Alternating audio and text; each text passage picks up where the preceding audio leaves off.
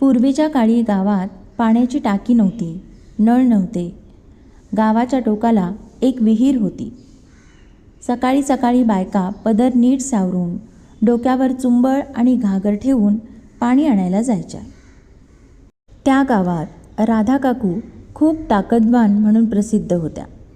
त्या एक नाही, दोन नाही, तर कधीकधी 3-3 घागरी डोक्यावर ठेवायच्या. सगळ्या बायका म्हणायच्या, "अगं राधा, इतकं ओझं कशाला घेतेस?" राधा काकू हसत हसत म्हणायच्या, "मला जमतं गं, मी मजबूत आहे." पण एक गोष्ट सगळ्यांच्या लक्षात यायची.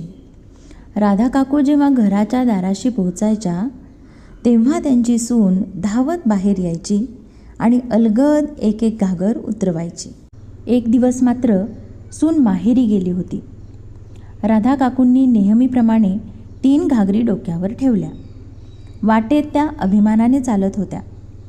पण घराजवळ आल्यावर त्यांना जाणवलं, आज घागर उतरवायला कोणीच नाही. त्यांनी सावधपणे वाकायचा प्रयत्न केला.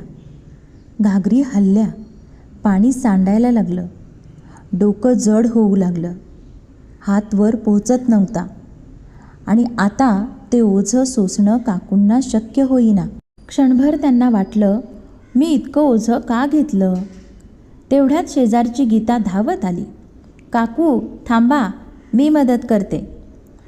गीताने आधी एक कळशी अलगद उतरवली, मग दुसरी, मग तिसरी. राधा काकूंनी सुटकेचा निश्वास टाकला. त्या दिवशी राधा काकूंना एक मोठा धडा मिळाला. राधा काकूंच्या लक्षात आलं, घागरच नाही, माणसाचं मनसुद्धा असंच असतं. आपण कधीकधी राग, चिंता, जबाबदाऱ्या, अपेक्षा असं खूप काही डोक्यावर ठेवतो. आपल्याला वाटतं, मी मजबूत आहे, मला सगळं झेपेल. पण प्रश्न ओझं उचलण्याचा नसतो. प्रश्न असतो, ते योग्य वेळी उतरवता येतं का? कोणीतरी आपलं ऐकणारं असेल, समजून घेणारं असेल, तर आपण जास्त ओझं पेलू शकतो. पण जर मदतच नसेल तर थोडंसं ओझंसुद्धा जड वाटतं. राधा काकू दुसऱ्या दिवसापासून 2च घागरी घेऊ लागल्या आणि कधीकधी एकच. त्या हसून म्हणायच्या, ओझं किती उचलायचं हे महत्त्वाचं नाही, ते योग्य वेळी उतरवता येणं जास्त महत्त्वाचं.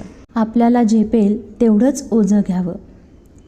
साथ देणारे लोक असतील तरच जास्त जबाबदाऱ्या घ्याव्यात. आणि सर्वात महत्त्वाचं, योग्य वेळी ओझं उतरवता आलं